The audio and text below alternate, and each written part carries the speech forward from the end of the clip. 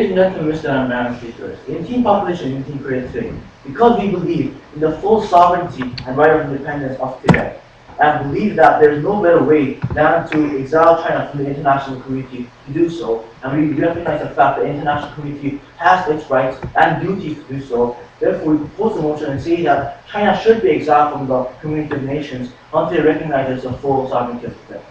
Now, before moving anything on to our team case or our team arguments, I want to first clarify today's motion and its definition terms. Now, by exiling from a community of nations, let us say, it's not an economic or military sanctions upon this nation, but exiling. This means that they will not be included or invited to international meetings, talks, treaties, and will have no say in international matters whatsoever, even if it does concern the matter of China. That is also our policy, and not to say the community of nation is just another term for saying the international community itself. And let's say, as recognizes the full sovereignty of Tibet as becoming independent from China, so in order for China not to become exiled from the international community, it has to recognize the full sovereignty and make Tibet an independent state and not something that is inside China. And therefore, we have to propose a motion with three arguments in today's case. Firstly, about the sovereignty of Tibet.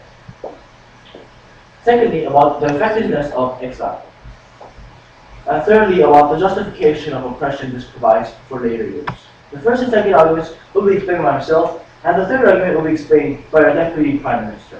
Now, to move on to the first argument of the sovereignty of Tibet, I want to briefly explain to you the history and the justification of the sovereignty of Tibet. From the start of 1391 until the mid-1600s, Tibet was actually a very, very sovereign nation. It was completely separate from China. They had completely different cultures, and etc.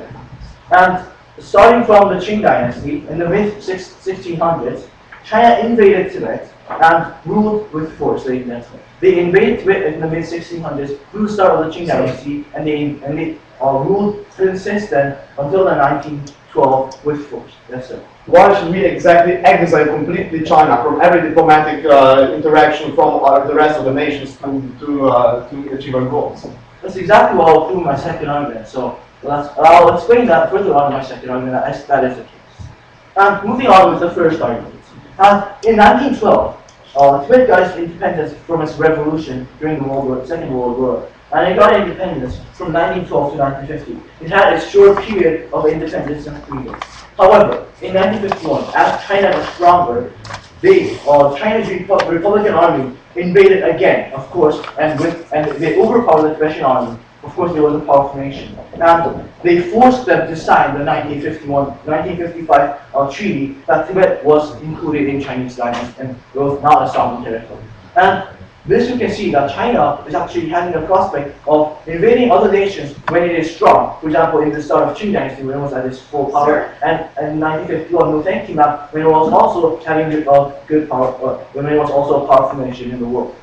And because it was unfairly and it was coerced and forced into signing, the 14th Dalai Lama, and Dalai Lama is a naming of the ruler of Tibet. The 14th Dalai Lama, who signed the treaty in 1955, fled to India in 1959 and immediately renounced the treaty, saying that it was unfair, that it was forced, and therefore it should not be something that should be justified in the international society. We can see from this fact that it was actually a very coerced and forced decision by the Chinese army, and the Chinese had no justification to this whatsoever, except for the fact that they had a stronger and powerful force than the Tibetans. And since then, no thank you ma'am, the Tibetans and also the 14th Dalai Lama has been active in the international society until to this very moment, striving for the independence of Tibet and the justification for the sovereignty. The international community has consistently, since then, pressured China many times. The international society condemned them, told them that, and every time the press, they told them that they should give back the land to Tibet. But as day by day China grows stronger in the international society, they do not accept any of these international condemnations and say that they just don't accept this. They rejected this, and they actually resisted, saying that doing preposterous actions like blocking the major ways out of Tibet to China using the tanks, ladies and gentlemen, and killing or oppressing protests with the force of the military and the police. We see this as a major oppression in Tibetan society. Yes, ma'am. But wouldn't you agree that China is going to be just more angry once we exile? No, no, they will not be more angry. They will not have the justification to do so, and they will be correctly exiled from society. And this policy will be very effective, as I will explain again. Thank you for that point in the second argument, ladies and gentlemen. And moving on to the first argument again, we recognize that the status quo recognizes a complete oppressing of minority, of the weak, of the Tibetans in the society. Well, 93% of the Tibet population is actually Tibetans, so they should have right to this sovereignty with this population or with this history, ladies and gentlemen. Therefore, not to say that it's a responsibility of the international community when they recognize that the Tibetans can't do anything that's really effective to gain the independence from China because China is such a superpower, ladies and gentlemen. We see that as a responsible international community, they should work for the independence of Tibet, and because it's the problem that something that Tibet cannot solve by itself, it's an overwhelming problem that international society has to recognize and has a responsibility to say or to exile China and to make them recognize the full sovereignty and independence of Tibet. And therefore, not to say that in this argument we prove to you the sovereignty of Tibet and why they should be independent and why the international community should go on and take active actions to do so. And thank you, sir. To the second argument of effectiveness of responsive exile. Ladies and gentlemen, Mr. and Madam Speakers, when these Chinese do not have a say in the international community, what this symbolizes or what this says in practical terms is that they cannot defend or advocate their own rights in the international communities or treaties, which means that they will become disadvantages in any way possible in the international community, which is a very big threat to China itself. And when this is put into place, there's two ways China can react. Firstly, we can go straight away and say that they recognize the independence of Tibet because they recognize the fact that exile and being completely an outcast of society is very harmful to themselves. And secondly, they can resist, or they can opt out to resist. No, thank you, sir. You say it now. Resist and put sanctions onto other nations because it has such military or economic powers that they can again resist and sanction other nations as well. Well, thank you, sir, in out of order. And what to say that, for example, they can sanction other nations with trade agreements. However, we think that's very impractical because it will just be isolating itself from the international community, and they definitely know that by isolating themselves from the international society with the use of sanctions, they cannot survive. Like the Democratic People's Republic of Korea or North Korea, they know that by being isolated from this globalized international society, they cannot survive. And therefore, they cannot win against the international and entire world of forcing them and making them exiled from the international community, saying that you should return the land and independence back to Tibet. That's exactly the reason why we think eventually, even if they resist in the first time, they will recognize independence because of the effectiveness of this exile. And therefore, again, because the international community has to help with Tibet because they cannot solve this problem on their own hands, as proved consistently during the history, we believe that the Tibetans can't do it by themselves, and the international community has to do so, and we think that exile is the most effective way to do so. We beg to propose. Thank you very much. I'm really sorry for the stops. It just broke down. I hope it won't happen again. I'm really sorry. I mean, is it going to be fine now? Yeah, I think it's going to be, yeah. Okay, I'm really sorry. It just broke down and I don't know where was the problem.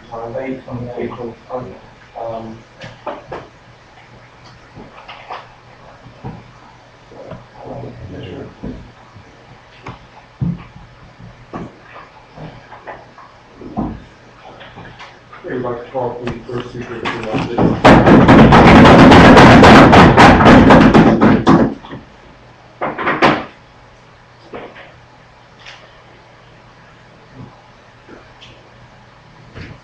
Hello, ladies and gentlemen. As a first speaker of the opposition, I will begin by firstly negating or questioning what some of the points of the proposition side were, then proposing their burdens in the debate, and then follow on to our argument.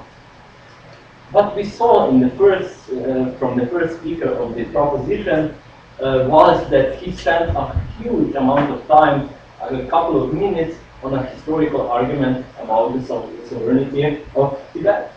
What we say on the opposition is that there is no point of disagreement between us and them on that point. We acknowledge that sovereignty of Tibet is an issue and it should be settled. Therefore, that the time they spent on acknowledging, on debating that issue was wasted. So, nextly, what we want to question is their so-called effectiveness of the international expulsion from the international community. What we heard them say on the beginning of their argument was that such expulsion would have no economic or diplomatic impact. It would just mean that China wouldn't have any say in international debates, so and so on.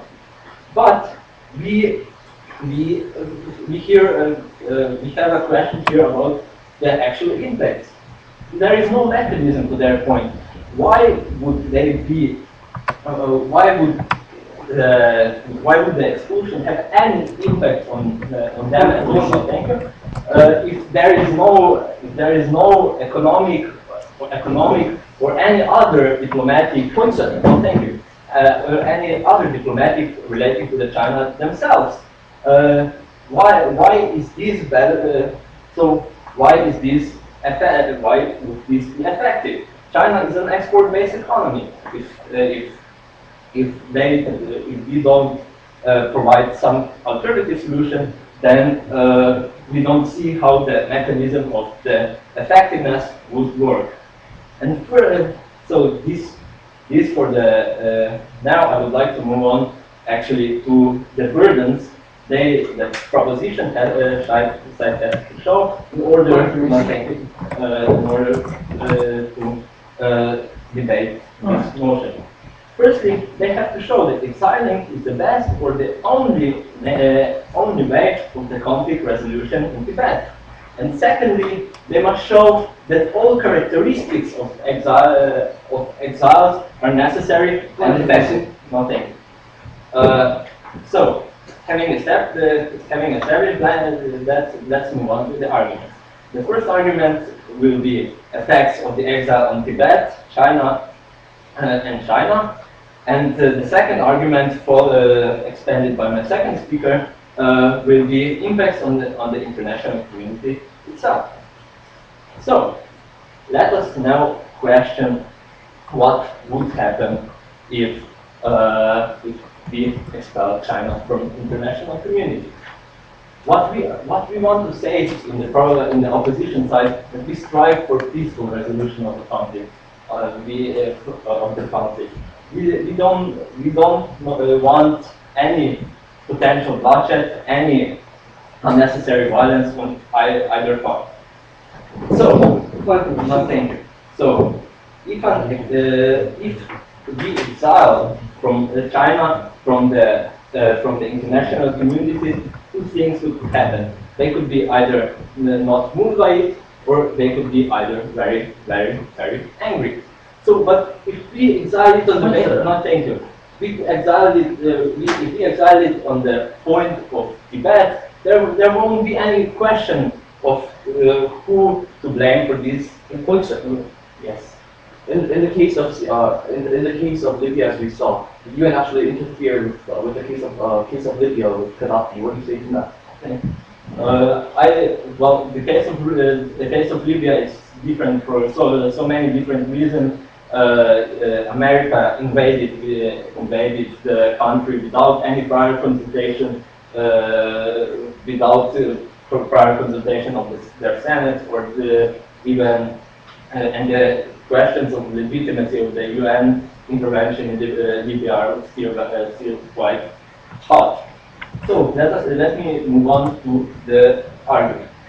So, as I explained, two folds could happen if the China gets expelled. They could be either unmoved, in which case we are totally unaffected, or they could be either very angry. But if they are very angry, this has a huge influence on Tibet. What could that exile mean for Tibet? The essential point I'm trying to make here is that could mean worsening of the problem on Tibet, because it will put a scapegoat for China to blame for that international expulsion. What does that mean? That situation there is going to worsen. The problem, the tension, the strain between China and Tibet is going to worsen, and this means that the solution of solution of the problem is even further away. But in the end, we try to reach the solution of the problem. So therefore, we don't actually see how that could solve the problem at all. No, thank you. Once again, that the Tibet will look responsible in China's eyes for that explosion. So that their relations will worsen. The other point of our argument is the loss of negotiation position of the international community. For the international community, if we want to solve the problem, we have to have some stance or some relationship with China in the first place. We want to have some sort of diplomatic influence. We have to have some sort of say. Oh, thank you. But if we exile China from international community, the diplomatic relations and the negotiation positions will, of course, worsen. So we actually burn the bridges behind us. We have no way. We cross the point of no return, and we have no way to regain that initial negotiation position, as well strained as it may be, but it's still a negotiation position. And if international community is to exile China from the community of nations, the international community is itself acting sort of hypocritically. They are claiming their grandiose goals, like Millennium Goals, their grandiose egalitarian, the equality of people and equality of everyone. So they're actually acting against their set goals. So because of all that reason, because if you want a peaceful resolution of the conflict, we beg you to oppose the motion.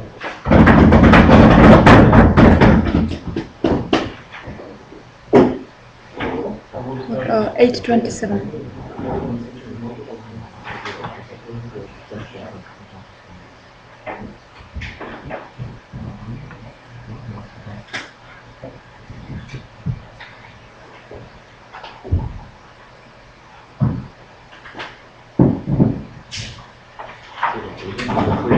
Okay, would you like to follow up the second speaker to the proposition?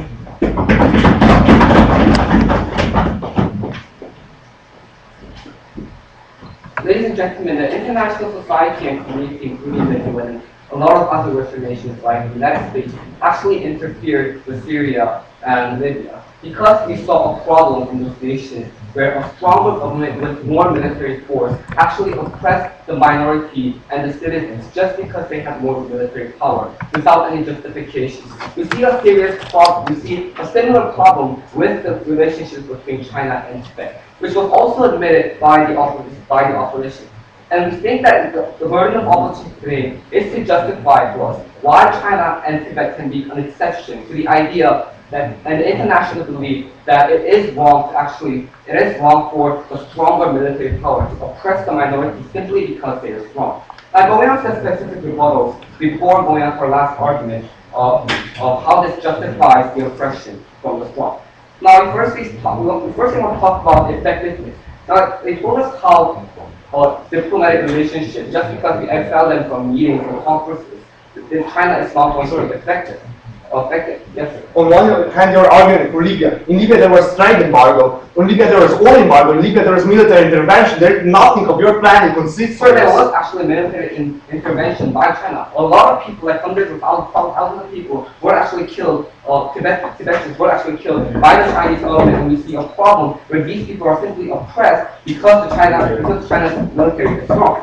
Now, once again, the effectiveness argument. They told us how diplomatic relationships is not going to affect China. We firstly say that diplomatic relationships actually heavily influence the economic relationship as well. Because in order for you to have treaties and build relationships, you first need to be able to meet other people, other nations in these conferences. And we think that a lot of treaties involve economic treaties, for example, like the FTA. China is not able to have those kind of treaties as well. And secondly, we say that they simply deny that international policies and laws directly affect China. We think that the reason why international policies and laws exist is because other nations have to follow, and the international society will actually punish and will give disadvantages when these international policies and laws are broken. But the fact that China will not be able to interact and be there when these laws and policies will be made basically means that China will not be able to defend themselves and defend their interests in these meetings. And we think that this is going to heavily influence China. And when there are policies and laws that are made in the international conferences that actually influence, that actually harm China, China is not going to be there. China cannot be there to defend itself. Well, thank you. And about this argument about how they think that peaceful negotiation is going to work and our policy is going to be made worse. Now, we firstly say there was a contradiction in their case, because in their rebuttals against our effectiveness, they told us how they think China is an export-based nation, so they think economic sanctions will be only effective. But then they told us in their argument that peaceful negotiation is going to work. We think that this is clearly a contradiction which was made by team opposition. Yes. You do realize that we are side opposition. We didn't ever in our first speech present a counter plan. We were just saying, well, your plan is not going to solve anything. Exactly so. We think that by admitting our first argument, how Tibetans actually have their sovereignty and how this sovereignty should be recognized, we basically admitted this problem. But by not coming to us with any counter policy or any solution that is different from the status quo, you basically deny your responsibility in this debate. And going on to their argument how this is going to only make China more angry, we firstly think that this is not going to be so. Even though China is going to be more angry, China cannot simply march in with another troop, because China isn't dumb and China knows that it cannot stand against the whole world. And secondly, we think that just because you're afraid of China, it is wrong to actually stop any interventions just because we're afraid. We think that this is exactly what China wants. We think that China is actually using their stronger military power to actually show to the world that they are strong. And if we let this be like the status quo, we're simply justifying this oppression as well. So thank you. And we say that if you're afraid and if you don't take any further policies that are more heavier than the status quo, then we'll be never able to solve the situation in the status quo. Because negotiation, like you said, your idea, has been put into practice for 60 years since Tibetans were oppressed, and it hasn't been worked. And we see that there was no elaboration of how their idea of negotiation is any different from the status quo. We think negotiation doesn't work, and China is really stepping down on these Tibetans with their military power. We don't see how telling China, we don't see how simply sending a message to China, we think Tibetans should be sovereign, we think that you have to free them, is going to work. And we think they have the burden, if they admitted to our first argument and said that our first argument, the time we spent was useless, then they have to give us a policy where they are going to solve the problem. Now, going on to our last argument of how we think that leaving the status quo justifies the oppression from the strong. We see that if the international community doesn't interfere when there is clearly a theme of oppression, then when a lot of people from Tibetans were clearly attacked with military force, we think that this justifies the oppression of the minority when the actor of oppression is really strong. We think that we think that because the international society has this belief and has the common goal that we actually intervene when there is an oppression from the strong, like we saw an example of Libya and Syria, we think that international society should stand on the moral side no matter what. And standing on the moral side really doesn't simply mean suggesting and telling China that they should recognize sovereignty, because we see in the status quo that it is not working. And if we know that it is not working, and we're simply putting this practice for the same practice into the future, then we're simply watching the status quo because we're afraid that China will retaliate, because we're afraid because China is so strong. We think this is very irresponsible and ultimately justifies the oppression because we know that China is not changing anything.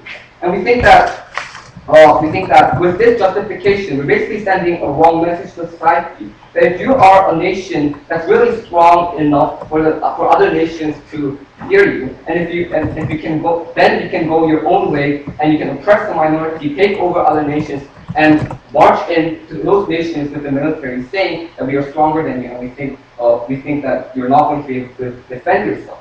And we think that this is really a serious problem when we send this message and when we justify the oppression, because we see other international problems where the stronger side and when the stronger nation actually unfairly oppresses the weaker nations, like the example of China and Philippines, China again. Because in the status quo there is dispute between the islands in the South Sea of China, which were originally islands from the Philippines. But because China wants to shore up the domestic attention to these islands, to this international dispute, because there was an era of, because there was this time of changing political power, we saw that China actually was very hostile towards Philippines in this case by saying that by putting a lot of restrictions to the Philippines of exporting and importing relationships. And we think that these kind of unfair disputes and these kind of unfair grounds will actually get exacerbated once we justify China with its relationships with Tibet. And this is why we think international society should intervene when there is a problem there that is not being solved. Thank you.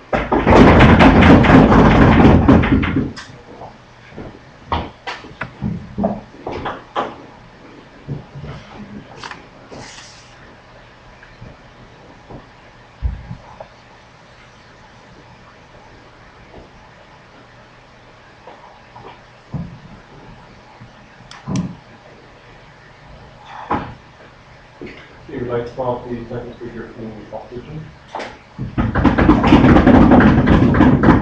Oh, what was the time? Oh, I think 8:22.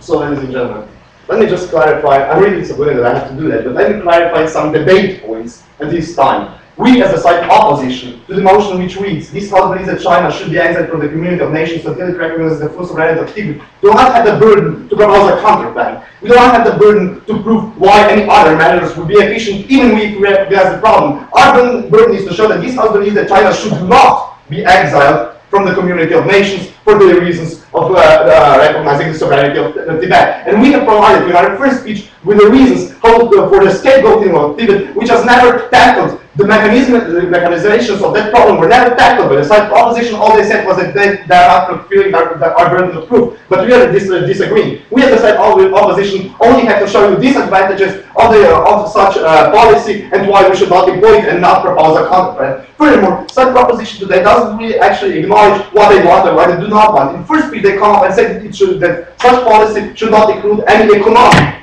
interference with the China at all, and then in the second speech they actually say that it will include some economic interference with China. We see that actually the side proposition actually realizes that without economic interference there will be no benefits at all. But if they actually acknowledge the economic interference, as it obviously stands after the second speech but not according to the first speech, then we ask, why not any other economic policy? Why not trade embargo? Why exactly the exile from international community? And this is their burden. They are not showing. They're just showing there is a problem we need to solve. We agree that there's a problem we need to solve. We never heard of, thank you, the mechanization of exile from international community and why it would be efficient. Even though they never provided us with that, they switched the side from economic to non-economic and then to economic again, which also shows that they do not really know what they stand for. I will move to refutation after this qualification on the 5 points.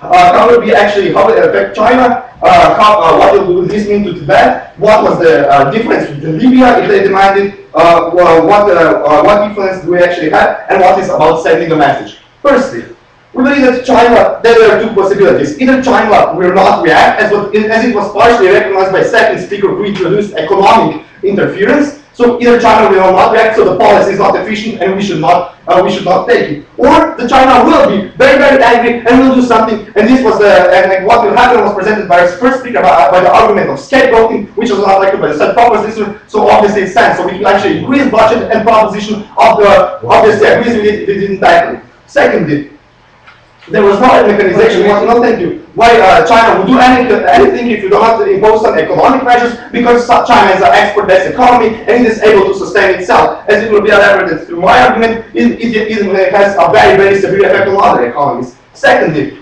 if China does, what will happen if we cut every diplomatic policy with China and China does nothing? Then we actually are in trouble forever, because we have no more diplomatic influence on China. Now we can at least, China has to answer to someone. China does know that if it goes too far, something will happen. But if we burn all the bridges, actually China will answer to no one. We will have no other means to, no thank you, to keep China in control. And that was never tackled by the side proposition. So this point, no thank you, this point still stands. Thirdly, what is the difference between Libya and China? We believe that in Libya, it was obviously there was not just not inviting China to Libya to international dinners. It was a military intervention of NATO, of UN, of USA. UN and USA even imposed a trade oil embargo on Libya. So this is also one thing that they interacted economically. Furthermore, USA also cut the oil business, because we know there was some corrupt oil business between Gaddafi and USA, when Gaddafi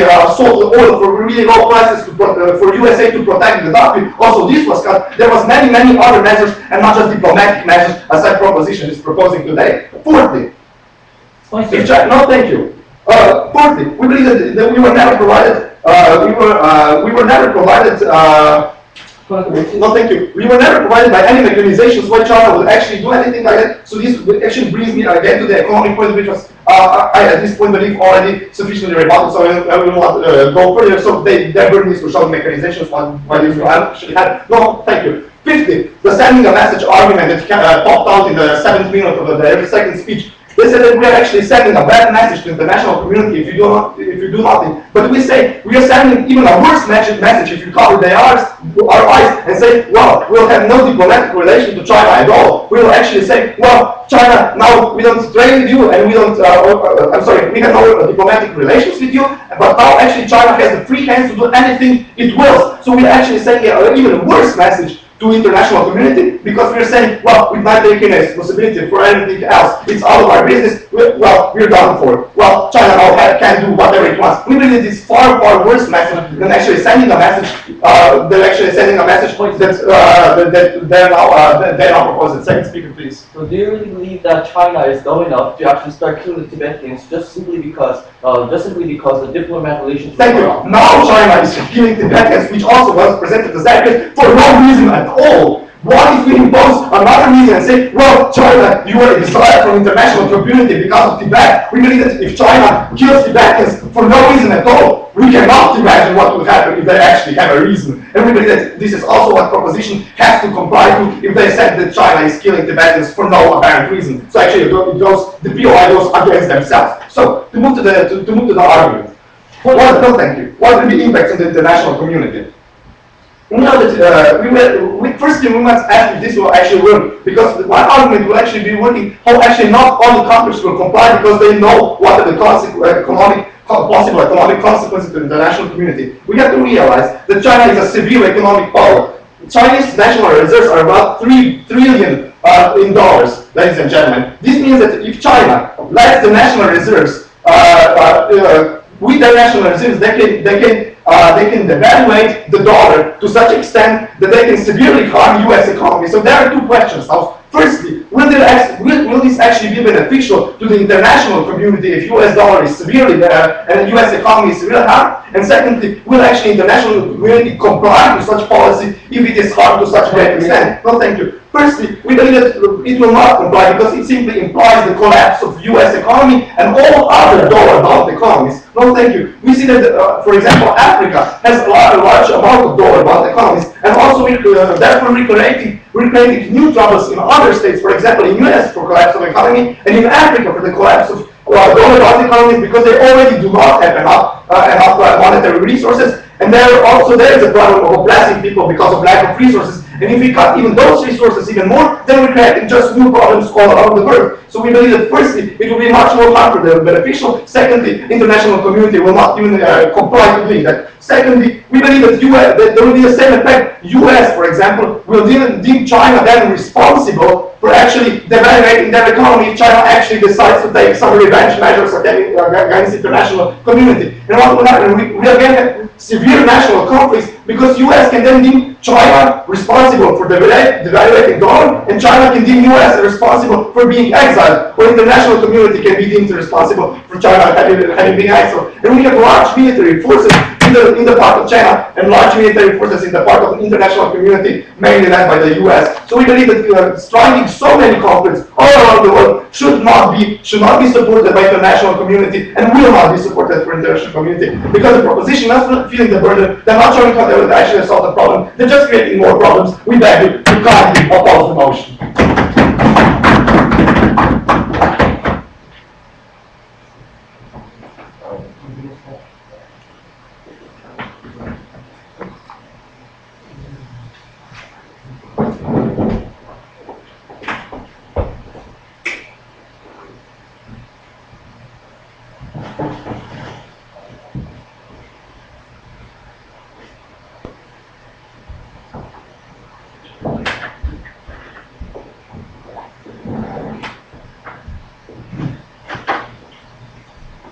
We would like to pause the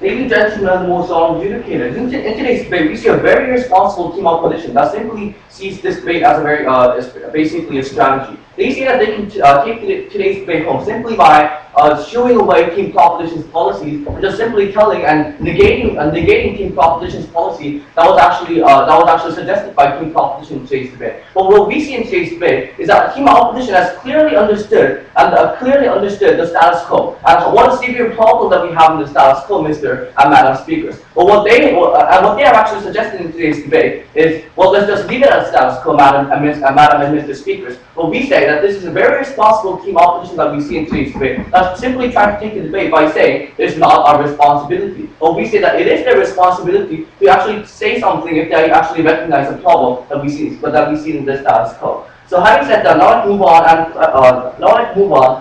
to the clashes. Well, the first clash that I would like to mention is about the effects on Tibet.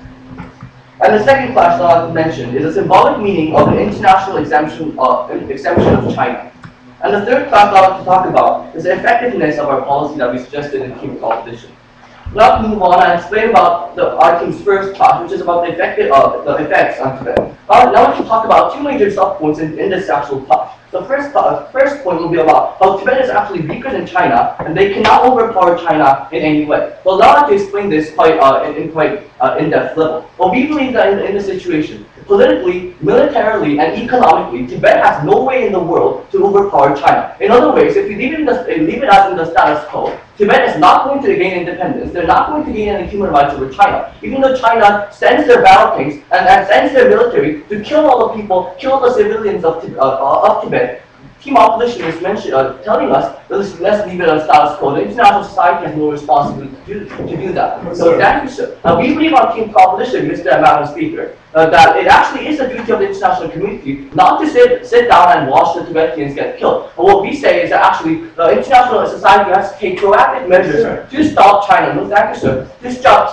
stop China, even though we risk some economic and diplomatic problems with China, we believe that this has enough value to sacrifice such things. And we believe that Team Opposition is simply being too irresponsible to just leave these poor civilians of Tibet die. But sir, no, thank you, sir. And the second point that we have to mention on this first clash is that alternatives suggested by the opposition is actually no different from the status quo. And we say that the only way left is to exempt China from the international community. No, thank you, sir. And let's actually talk about the alternatives suggested by Team Opposition today. They told us they want to actually solve this problem in a peaceful manner. Exactly, sir. Then the first question that we would like to ask on team opposition is, how in the world are we really going to solve this peacefully? And the second point that we want to mention is how exactly is this so different from the status quo? Exactly, sir. And we believe that this is actually no different from the status quo when the international community is not really taking any really active measures to prevent China from disturbing the Tibetan civilians. Exactly, sir. And we believe that when the thinkers suggested by the opposition side is actually no different from the status quo. We believe that team opposition's policy actually survives at the end of today's debate. Sir. Yes, sir. If you would actually decide whether you want diplomatic measures or economic measures, you would perhaps be able to answer the point of economic or diplomatic embargo that was brought up in the second speech. Well, we can't really understand that PY in the first place. Well, I think they have a problem with the policy. I think I would like to clarify that in our third class. So actually, I would not really like to waste any time on actually answering that PY. I'd like to answer that PY in our third class, and I'd like to mention that later. Our second class, Madam and Mr. Speaker, is about the symbolic meaning of an international exemption of China. Well, we believe that on team opposition side today, we have clearly told you, Mr. and Madam Speakers, that there is a symbolic meaning of the international society sending a powerful message to China and the Chinese government and the Chinese civilians that the international society will not simply accept and the international community is not willing to simply tolerate the Chinese actions of condemning the Tibetan civilians who have not done anything wrong, but to actually fight for their independence with legal base. And we believe that the team opposition stance in today's debate is actually not to send any message, not to send any kind of powerful message to the Chinese government or to the Chinese civilians. And we say that this is actually a quite problematic thing that we see in today's debate. So thank you, sir. Because we believe that basically the stance that team opposition is willing to take in today's debate is we would like to just watch these civilians get killed, and we would like to just watch these people who not gain independence because this is not our problem. Not to understand because all these other countries because all other countries can be harmed by dealing with matters related to China because China is so strong. Not to understand. But we believe that this is not really the duty of the international community that we see in the 21st century because the international community actually opposes a common value in a global society. Because the international society believes that condemning human rights, just like China does to the Tibetans, is not tolerated by the international society. And also because killing the civilians for no reason at all is actually not really tolerated by the international society. We believe that we believe that the approach taken by team opposition is actually the correct measure to take by the international society to actually send a clear message to the Chinese government that we're not going to talk to you if you start killing civilians for no reason, Madam and Mr. Speakers. And having said that, I'll move on to our third class on the effectiveness of our policy. No, thank you, sir. I'll talk about two major points in this actual class. Well, the first point that we'd like to mention of this class is that China cannot sustain itself. But the second speaker of team opposition came up and, well, China can sustain itself. They're such a powerful nation. Well, we'd like to ask team opposition today, how can any country in the world sustain itself after those actors?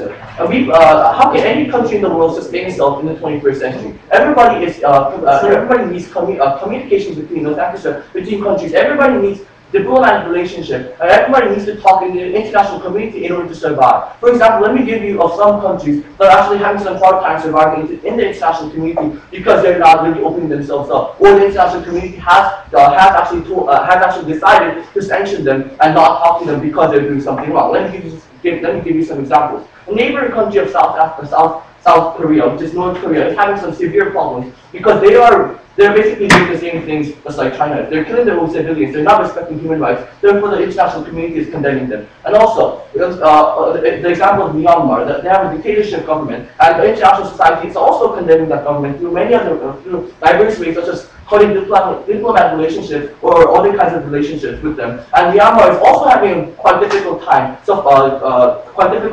in the international society to actually sustain itself. We believe that China is not exactly cannot be excluded from this example. We believe that China also cannot survive without any diplomatic ties or any kind of talking with the international community or any kind of communication with the international community. Because the 21st century, we cannot live by itself. We're not in the 14th century, Mr. and Madam Speakers. The second point I want to mention is that China is not a dumb country. we believe that the reason why China is actually killing Tibetans, this is actually a question of that was raised by team opposition just by the second speaker. But we believe that the exact reason why China is killing Tibetans in the status quo is not for no reason at all, but it's actually because we're not taking a hardline stance. Because the world and the international community is taking a stance like the opposition. We believe that we need a more proactive measure and a more hardline stance in order to stop and prevent the Chinese from killing Tibetans. And we believe that if China cannot talk to any other nations, we believe that China is not dumb enough to simply go on with their actions, and we have to therefore beg you to propose. Thank you very much.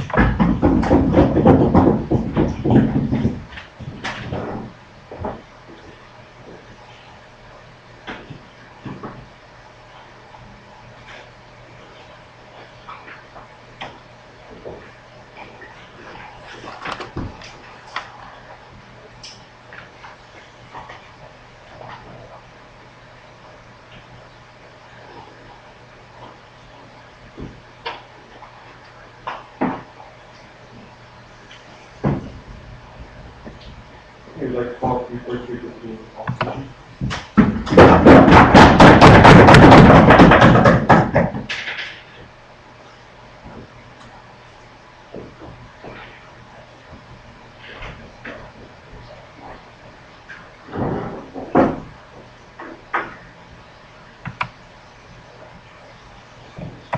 So, ladies and gentlemen, the first thing that I would like to notice again in my speech is how the government side today misinterprets the duty of the opposition. But I won't lose much time because I do respect that that the judges know what is the role of the opposition on this side of the table.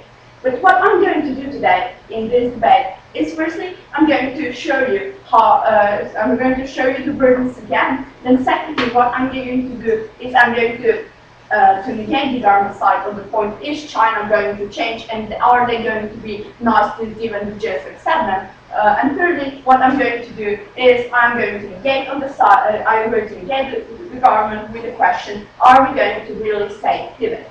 Look, firstly, what we're saying on the side of opposition, what the burdens are. We are saying that the most important burden on the side of government is to show us why exile is the best and only way for saving Tibet.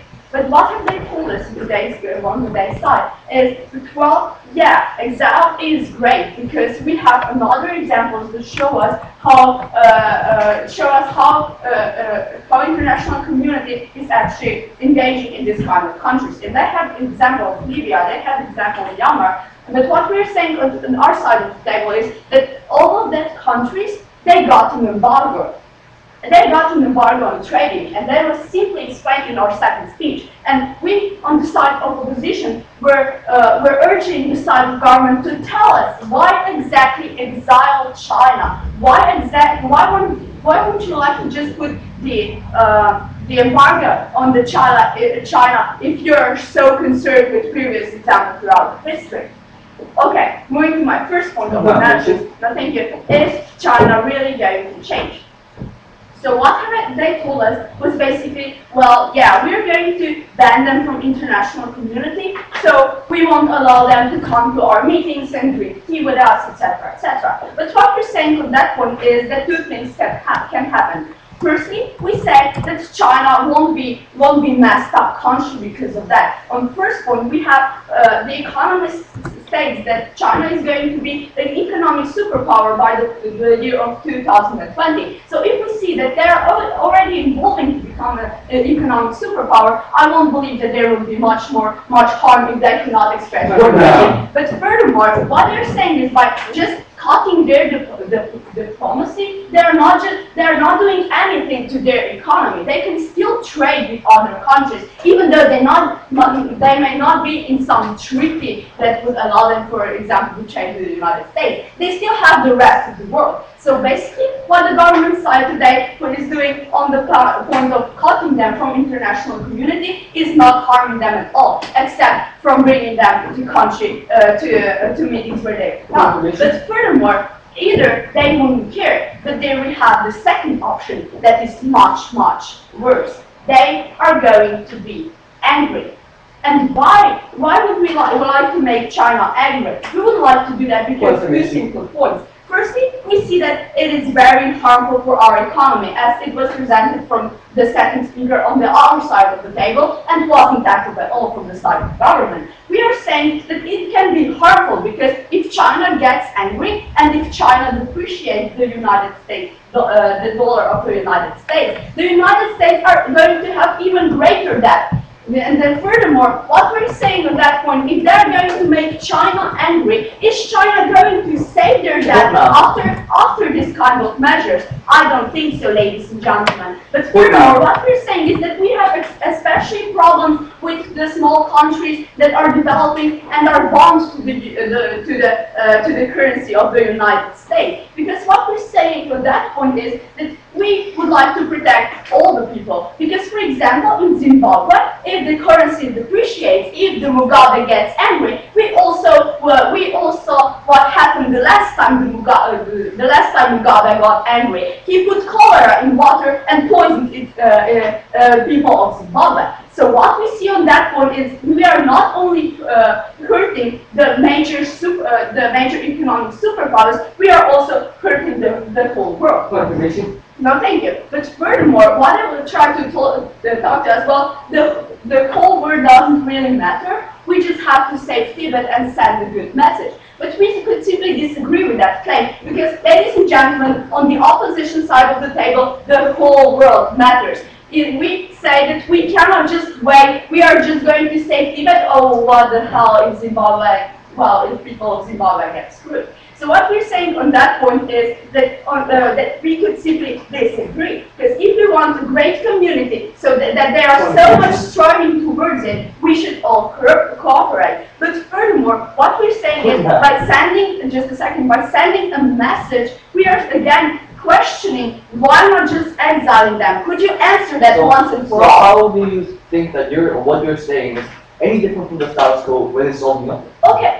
We are saying on the opposition side is that our duty is not to provide you with plan. What our duty is to show you how the plan of the government side is going to worsen the conditions that we have under the status quo. And I believe that on the side of the opposition, we have shown you that so far by the first showing you the example how when China gets angry, we should all run for our lives.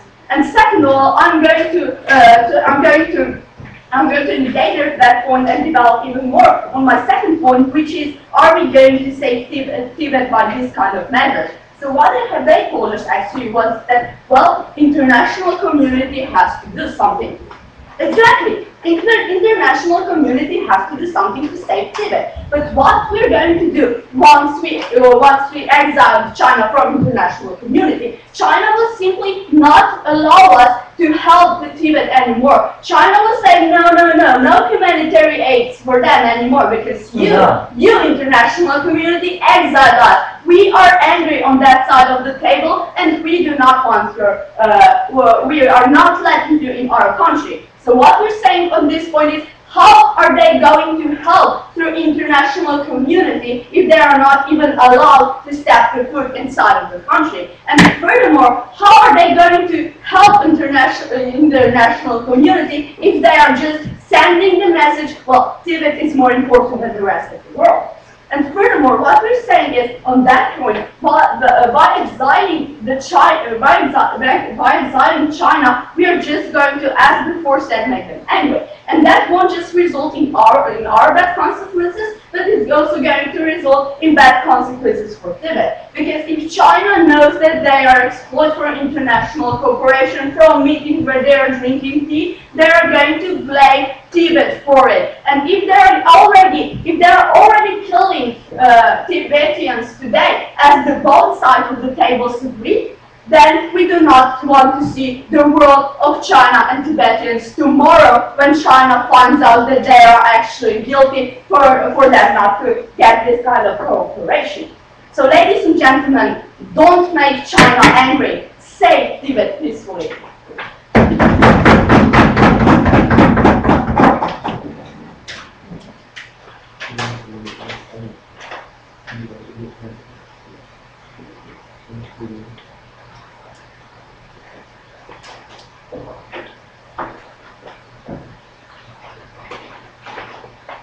Okay, we'd like to call the vice speaker.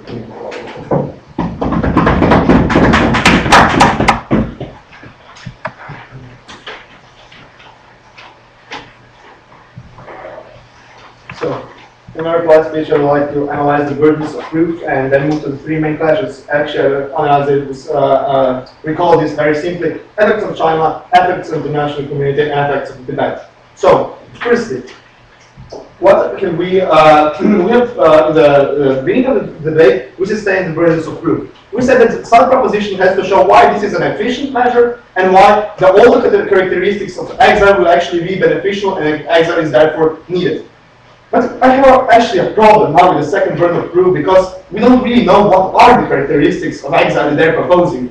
Once there was only diplomatic, then it was also economic, then it was just international treaties, then it was just international meetings. So we believe that actually, anyway, we showed that they actually showed no efficiency and we will just have to analyze what is diplomatic, what is economic, and we will actually are saying that it doesn't really actually matter because they never showed us why it would be efficient. So, we claim that it is simply inefficient. We provided you with evidence that the international community will simply not comply to such measures, and we said that, okay, even if it will comply, two things can happen. One thing is that China will actually do nothing. This was never tackled by proposition, and they never actually showed us why China would do anything. They provided with no mechanizations, but even if something would happen, then we actually do have three clashes. So, firstly, effects on China.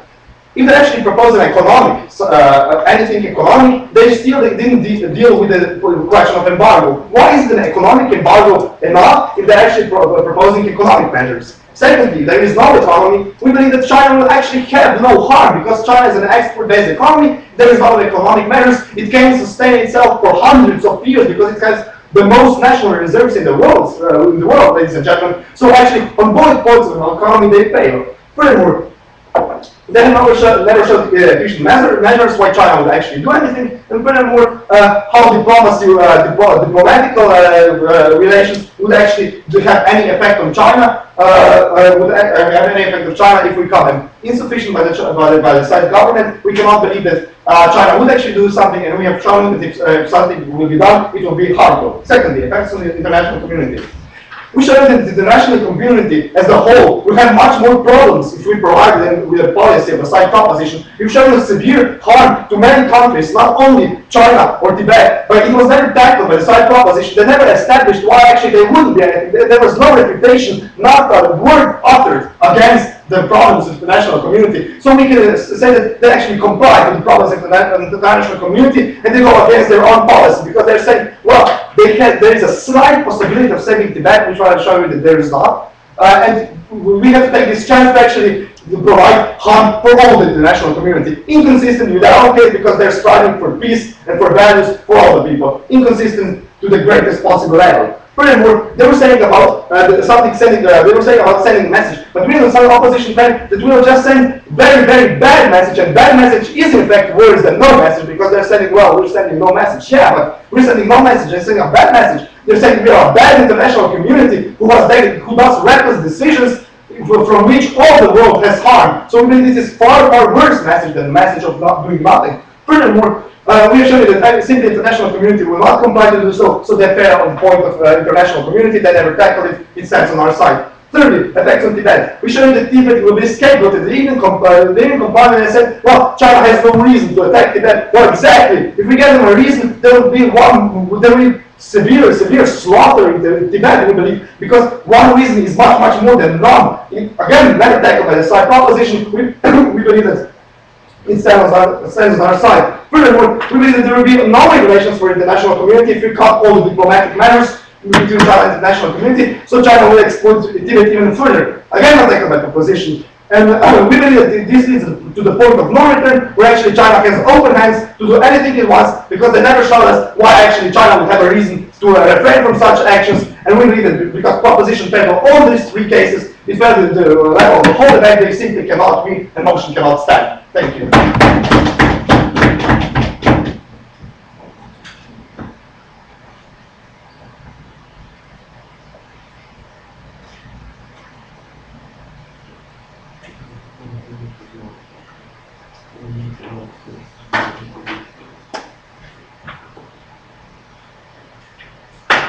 You'd like to call up the last speaker of this debate?